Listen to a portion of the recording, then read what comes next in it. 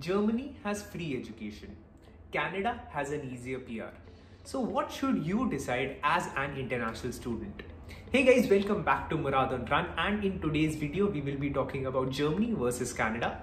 You can go to the description of this video, you will find the time tags of all the comparisons we'll be talking about. At the same time, make sure to watch this video at 1.5x so that you do not get bored in this whole process. Okay, now let's directly jump into it. So the first point of discussion that we have is tuition fees. Now every topic of discussion that we have, I'll be allocating some points to it according to the importance I believe that point has. Now it can depend, you can think of these points in some other terms. This is what I personally think. So for tuition fees, I've kept 5 points for tuition fees. Now, when we compare Germany to Canada, in Germany, you do not actually pay any tuition fees. There is only a semester fee that you pay that includes your transportation, your library charges and all those charges. So what exactly is that amount? That amount turns out to be somewhere around 300 to 600 euros. Now for easiness, for the sake of easiness, we can say in Germany, you'll end up spending somewhere around 40 to 60,000 or maybe 80,000 for your entire masters. So if I have to give it points from 5, I'll give Germany 5 points. Now when we talk about Canada, it does not have free education. There are scholarships, we have talked about those scholarships, but it is expensive. So ideally, you would be spending somewhere around 20 to 30,000 dollars, Canadian dollars, for your education in Canada. That translates to somewhere loosely around 12 to 18 lakh Indian rupees or maybe 20 lakh Indian rupees. So if you have to give points to Canada for education, for tuition fees, Canada gets 2 points. So after our first point of discussion, Germany has 5 points, Canada has 2 points. Now the second point of discussion that we have is jobs and the economy. Now when we talk about jobs and the economy, we are going to give it again 5 points. Now when we are talking about Germany, Germany is located at the heart of Europe. And after Brexit, it becomes amongst the biggest economies. It's the biggest economy alongside with France in Europe. Now there are companies coming inside Germany. The European companies that were headquartered in UK are moving towards Germany. So there are a lot of job opportunities that are up and coming in Germany. At the same time, there are many companies that are going from USA to Canada. So both these economies are growing in their own regards. But when we talk about job opportunities, Germany surely has more opportunities as opposed to Canada. When we talk about unemployment rate, Germany has an unemployment rate of 4.5%. On the other hand, Canada has an unemployment rate of 7.5%. So here Germany takes a leap ahead, and we will give Germany 4 points out of 5, and at the same time we'll have to give Canada 3 points. Now our winner board is Germany 9, Canada 5. Looks like Germany is winning, but yes, there are some points where Canada wins. One such point is PR and citizenship, where Canada wins. But let's talk about the PR and citizenship thing. Now when we talk about PR and citizenship of Germany, you have to study in Germany for 2 years. Once you're done with this education, then you can work in Germany. Let's suppose now you're working in Germany, you work for 2 years. You get a permanent residencyship in Germany. So you studied for 2 years, worked there for 2 years, now there are 4 years, now you are a permanent resident in Germany. But if you still stay there for 3 more years, that makes it 2 plus 2 plus 3. Now if you're there for 7 years, you get to be a citizen of Germany. Now why is it a good thing? Because citizen of Germany has a German passport, which is considered amongst the strongest passports in the entire world. You just have Singapore, which is stronger. Germany is very good. But then you have Canada. Canada's passport is again very strong. It's 16th in the world, and I believe India is somewhere around 64th. So Canada's passport is again very strong. But getting a Canadian citizenship as well as a PR is very simple. If you end up staying in Canada for 3 years, there are so many programs going on in Canada. So getting a citizenship is way much more easier. So if we have to give points out of 5, Canada definitely gets 5 points. Germany, let's just give it 3 points. Now, our standing right now is Germany at 12, Canada at 10. So it feels like our Canadian brothers are falling back. So let's do one thing. Let's take another point where Canada might be winning again. So this point is language. And yes, Canada does have a better say in this. Why? Because as Indians, we are comfortable in English. So Canada, almost everyone is comfortable in English. That is what we think. That's not correct actually. Usually people in Canada speak two languages, French as well as English. So if you know French, you get a better chance of getting a PR, you get a better chance of getting a citizenship. And there are some provinces in Canada, including a place called Quebec, where people are more comfortable speaking in French and not that comfortable speaking in English. And jobs in Quebec actually require you to know French. So if we have to give points to Canada, we cannot give it 5 points because they also require you to learn another language somehow. There are some people who might know French, but this video is from a perspective of a person watching it from India, Pakistan, Southeast Asia. We guys are comfortable in English. We are not that comfortable in French. So yes, we just give it 4 points.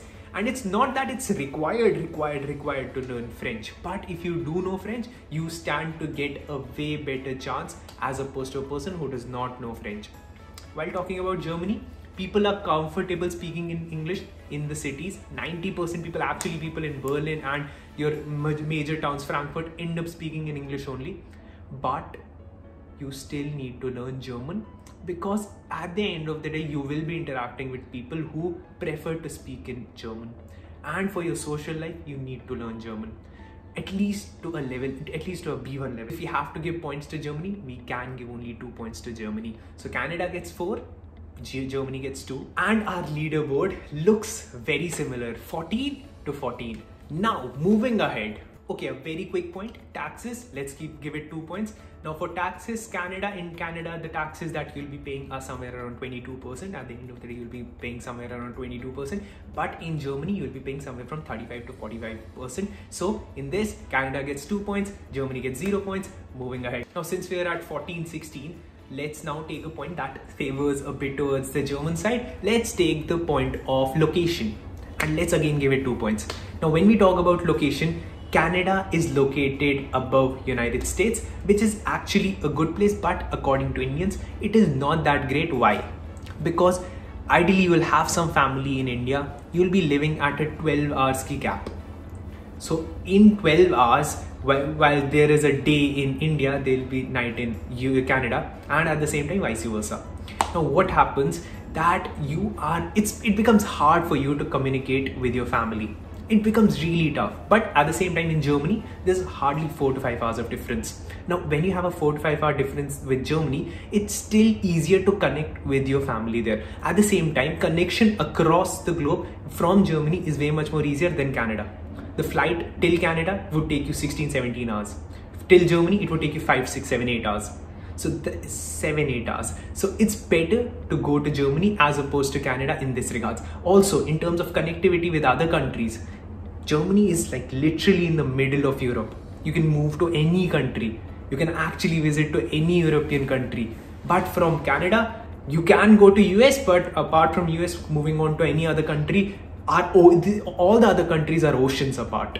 So yeah, in this point, definitely Canada gets 0. Okay, let's say Canada gets 1 and Germany gets 2. Let's give it 1 point to Canada. Now our leaderboard looks like 17 to Canada, 16 to Germany. So Canadian peeps would be thinking, yeah, I'll be winning. Not so soon, guys. Let's just talk about weather. Yeah, we had to talk about weather. And let's give weather 3 points. Now, when we're talking about weather, Canada has amongst the worst weathers that there are. So ideally 6 months of winters you will be living in, or maybe more. There will be winters where you will have minus 40 degrees. Summers, you can forget summers. But at the same time, when we talk about German people end up living in harsh climatic conditions, but not as harsh as Canada. And the summers are way much better than Canada. So in short, out of 3 points, Canada gets a 0. We call it Anda in India, and Germany gets 2 points. Our leaderboard, Germany again winning at 18 and Canada at 17. Now the next point of discussion that we have is work-life balance. And according to me, it's amongst the most important points out there. So I'll be giving it 5 points and I'll be talking about it in detail. Now, when we talk about work-life balance and when we talk about Germany, it's in Europe, and Europe has the best labor laws across the world. You are not expected to work beyond the number of hours that you are asked for. overtime in Germany, there will be hardly any days that you'll be doing overtime. And at the same time, you would get 5 weeks of paid leaves in a year. So in a year, you'll get 5 weeks of paid leaves. So when we talk about Canada, yes, you will be expected to work beyond the number of allocated hours. You will be doing overtime in Canada most of the time because there is a huge competition in Canada. So yes, that happens in Canada. And at the same time, when we were talking about 5 weeks of paid leave in Germany, you have 2 weeks of paid leave in Canada. That's another point where Germany wins. And one interesting thing about Germany is indefinite employment.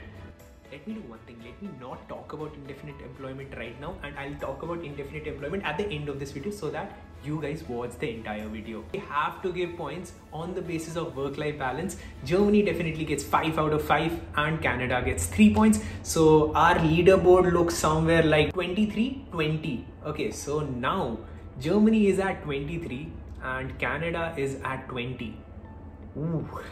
Let's take a point where Canada wins. So next point of discussion is living expenses. And when we talk about living expenses, Canada is expensive, Germany is not. So yes, if you were thinking that Canada would win this point, no, actually Germany wins this point. So when we talk about living expenses, Canada would end up being 13% more expensive in terms of groceries. So if you're spending 100 rupees in your Germany, you'll be spending 113 rupees in Canada for groceries. At the same time, when we talk about housing, living in Canada as well as Germany.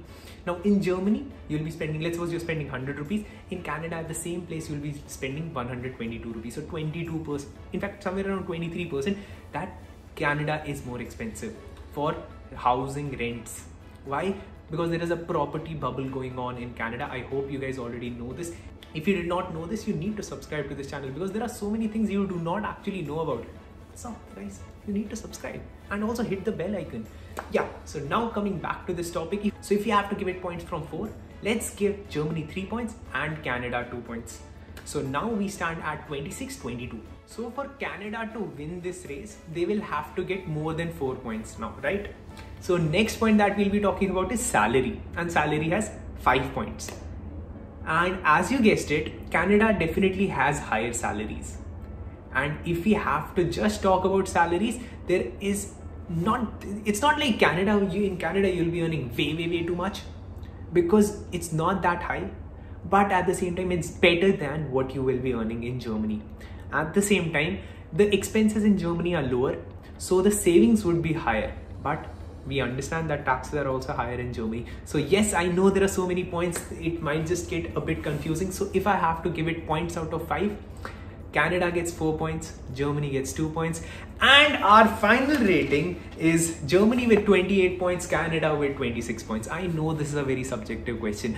You guys might be thinking that Canada can be a better position, can be a better place for you, Germany instead of Germany. Everyone has their own opinion. This is my opinion with regards to this. One point which I would actually want to talk about is safety. When we talk in terms of safety, both are very safe countries. When you talk about the UK or even US, they're not that safe.